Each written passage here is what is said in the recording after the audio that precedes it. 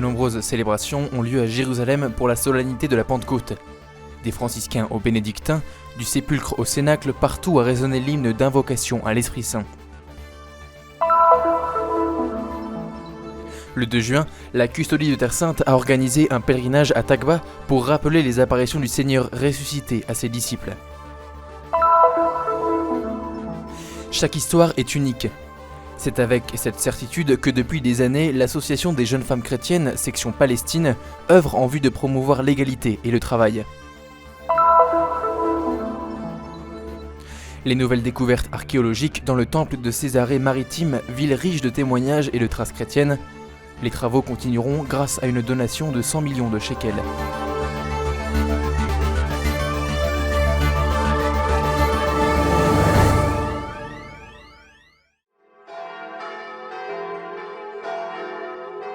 Pour la fête de Pentecôte, de la place Saint-Pierre jusqu'à Jérusalem, s'est élevée une unique invocation, Viens Esprit Saint. À Jérusalem, la ville qui vit la descente de l'Esprit Saint, non loin du mont Sion, la vigile du samedi a été célébrée au milieu des oliviers, dans la grotte du Romitaggio de Getsemani. La liturgie a été présidée par Monseigneur Pierre Battista Pizzaballa, l'administrateur apostolique du patriarcat latin de Jérusalem. De Babel à la Pentecôte, les 5 lectures formaient une synthèse de l'histoire du salut.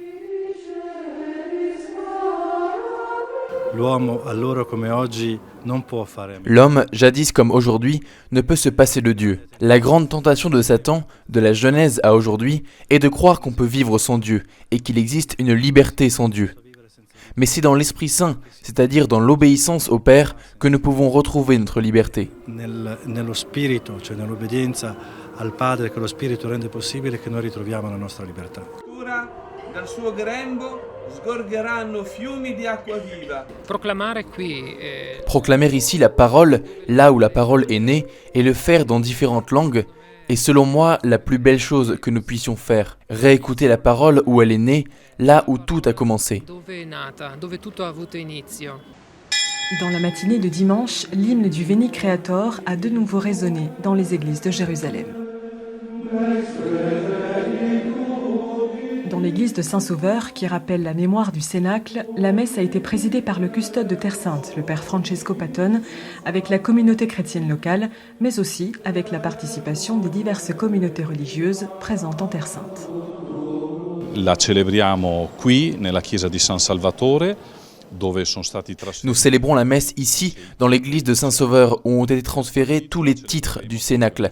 Et dans l'après-midi, nous la célébrerons dans le Cénacle même, dans la salle dite de la descente de l'Esprit Saint, qui est la salle où nous faisons mémoire de ce don. C'est une fête particulièrement importante, parce que sans le don de l'Esprit Saint, nous ne serions pas des chrétiens vivants. Nous serions des chrétiens morts. Noi non siamo cristiani vivi, siamo cristiani morti.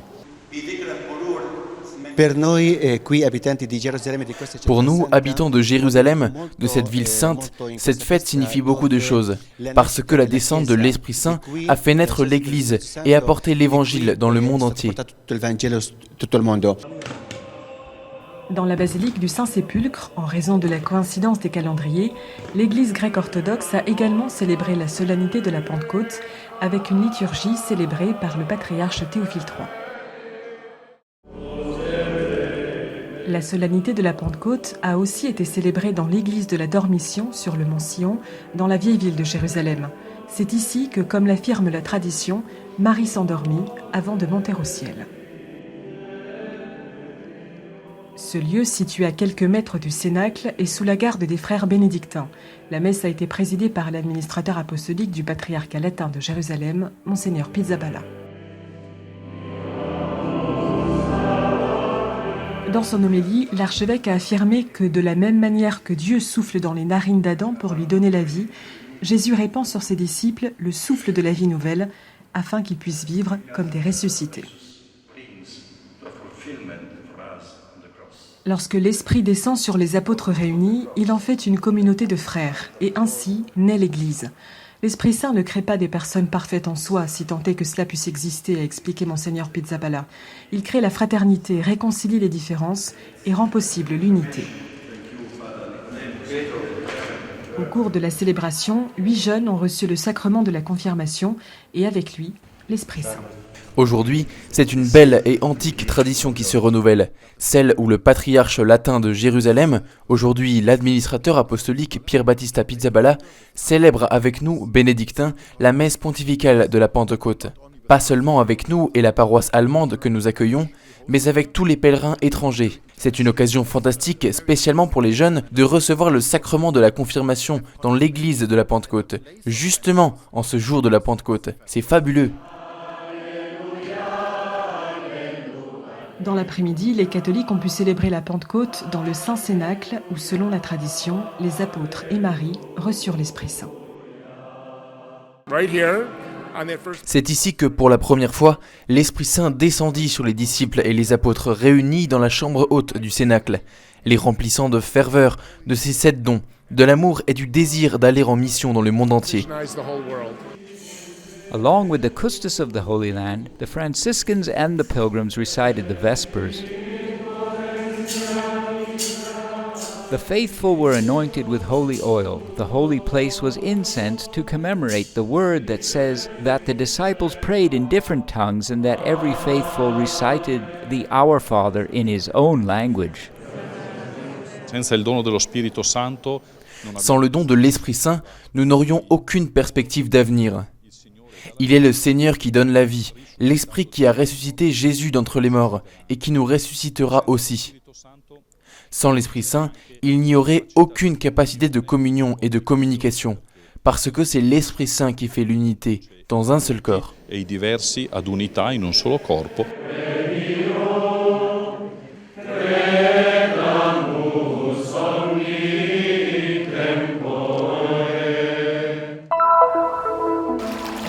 Non loin de Capharnaüm, on voit un escalier en pierre où le Seigneur s'est tenu. Là, près de la mer, il y a la campagne herbeuse avec beaucoup de foin et de multiples palmiers. Tout près, il y a 7 sources qui chacune fait jaillir une eau abondante. Ce sont les paroles avec lesquelles la pèlerine Égérie décrivit au IVe siècle la localité de Tabga. Selon la tradition chrétienne, 3 passages évangéliques peuvent se référer à ce lieu saint. La multiplication des pains, le discours des béatitudes et l'apparition de Jésus ressuscité aux disciples. C'est justement pour rappeler ce dernier épisode que le 2 juin, la custodie de Terre Sainte a organisé un pèlerinage à Tabga.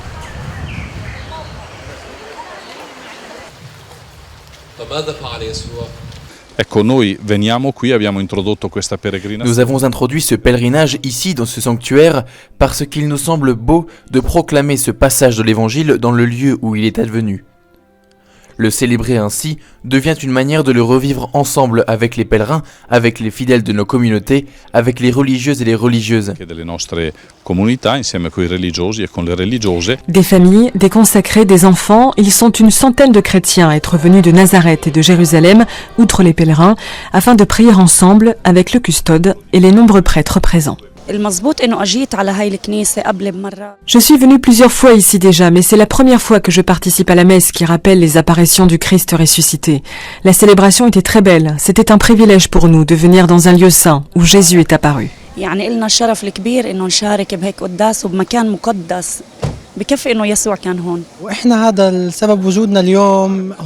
sommes venus à Tabga aujourd'hui parce que ces événements nous stimulent à rester liés à ces lieux et à notre Église. Par le chant, nous offrons à la communauté la foi et les talents qui mûrissent ici.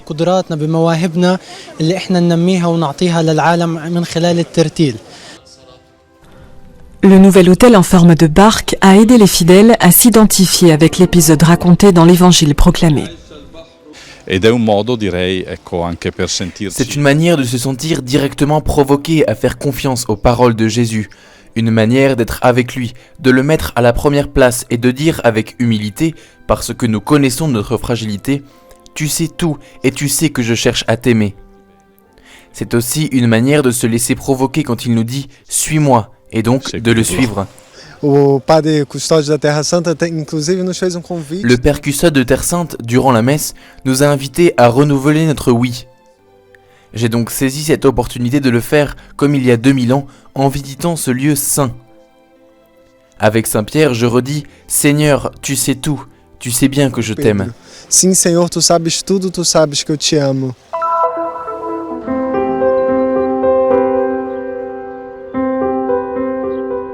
La connaissance est l'instrument au service de l'engagement social dans un environnement démocratique.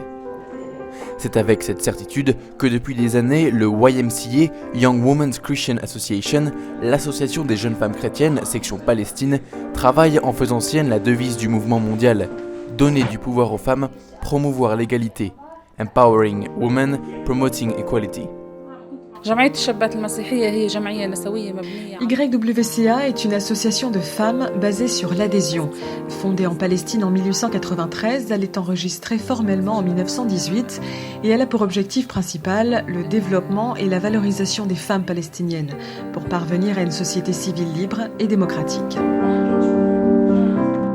Avec le siège principal situé à Jérusalem et d'autres antennes à Ramallah, Jéricho et dans 2 camps de réfugiés, l'association collabore avec plusieurs réalités locales, nationales et aussi internationales en travaillant dans différents domaines. Le bâtiment abrite un jardin d'enfants et une école maternelle pour les enfants de 3 mois à 4 ans et offre divers cours de formation. First of all, the Vocational Training Center aims at empowering young men. Le Vocational Training Center aide les jeunes hommes et femmes à trouver du travail. Nous les formons aux métiers dont on a besoin à Jérusalem et nous continuons à les suivre jusqu'à ce qu'ils trouvent un travail. Le taux de chômage est très élevé, de 70% contre 19% pour les femmes en Palestine. Our employment rate is 70%, while in Palestine the employment rate for women is 19%. Ici, ils nous enseignent à nous en sortir par nous-mêmes, à être en mesure de gérer un bureau, à se mettre en relation avec les personnes. Ce lieu nous donne des compétences pratiques et pas seulement théoriques, comme par exemple la dactylographie, l'anglais ou la comptabilité. Le centre offre diverses spécialisations professionnelles. Gestion de bureau, cuisine moderne, graphic design, photographie et vidéo marketing, en plus d'une programmation pour Android. Il donne aussi la possibilité d'apprendre plusieurs langues. La classe d'hébreu est l'une des plus fréquentées.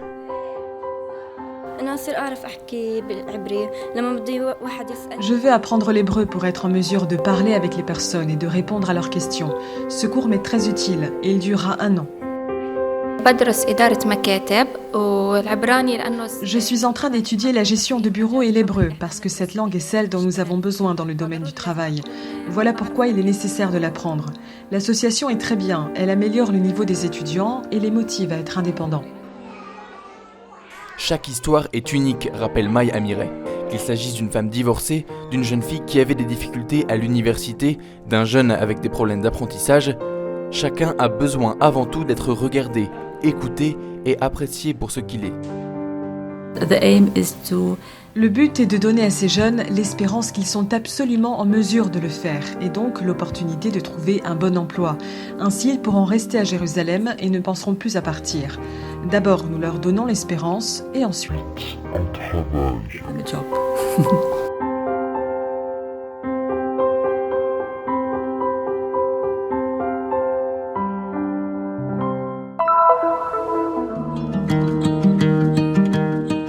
Le temple de Césarée maritime, un des plus majestueux monuments construits par Hérode le Grand, s'enrichit d'une nouvelle et importante découverte. Après avoir mis l'hippodrome, le théâtre et l'hérodione à disposition des visiteurs, les autorités du plus grand parc archéologique d'Israël se sont concentrées sur la zone du temple qui, dans l'Antiquité, se trouvait à l'entrée du port et que l'historien Flavius Joseph trouvait impressionnant par sa taille et sa beauté.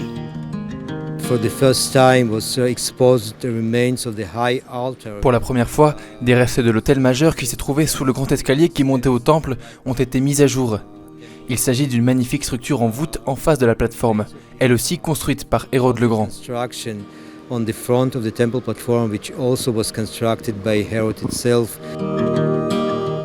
La structure qu'Hérode fit construire à Césarée appartient à une typologie particulièrement complexe d'hôtels.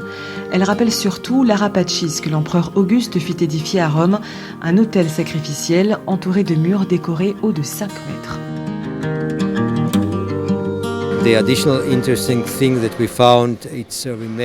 L'autre découverte que nous avons faite concerne les restes des bannières des légions qui étaient sans doute positionnées autour de l'autel. Nous savons que c'était là une pratique typique des légionnaires romains.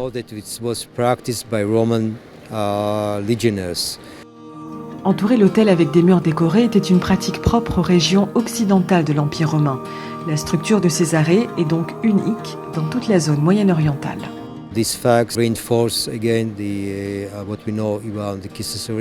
Cela renforce encore plus l'idée qu'Hérode le Grand considérait Césarée comme une sorte de trait d'union entre son royaume et Rome, le centre de l'Empire.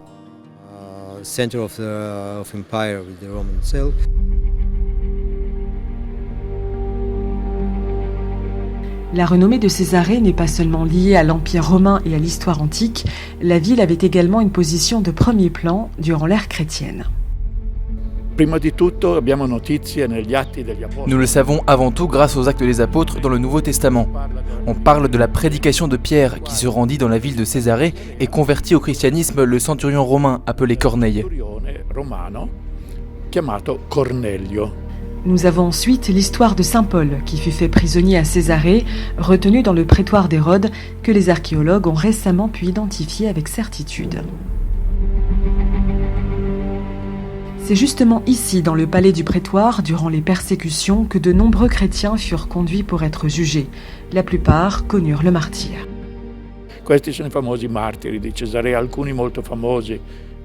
Ce sont les fameux martyrs de Césarée. Certains sont connus, comme le soldat marin, à qui il fut demandé de choisir entre l'épée et l'évangile. Il choisit l'évangile.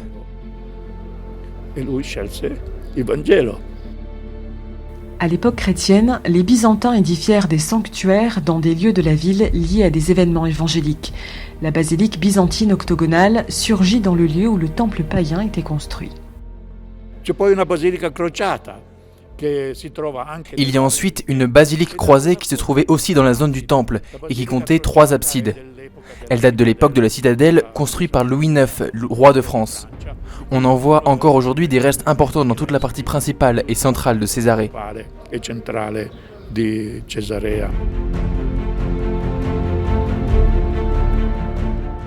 Avant qu'elle ne devienne un lieu exclusivement dédié aux fouilles archéologiques, la ville était encore habitée par quelques chrétiens. Un prêtre grec orthodoxe habitait dans le lieu de la basilique croisée dédiée à Saint-Pierre et Saint-Paul. Un autre prêtre du patriarcat latin allait parfois à Césarée auprès de quelques familles de chrétiens maronites qui suivaient l'Église catholique.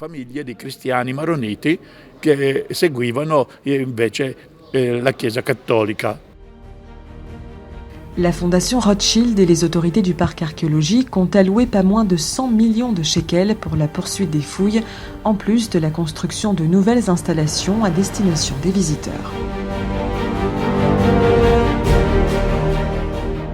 Pendant plus de 2000 ans, saints, martyrs, philosophes et chevaliers ont parcouru les rues de cette ville antique qui certainement cache encore de nombreux secrets à révéler.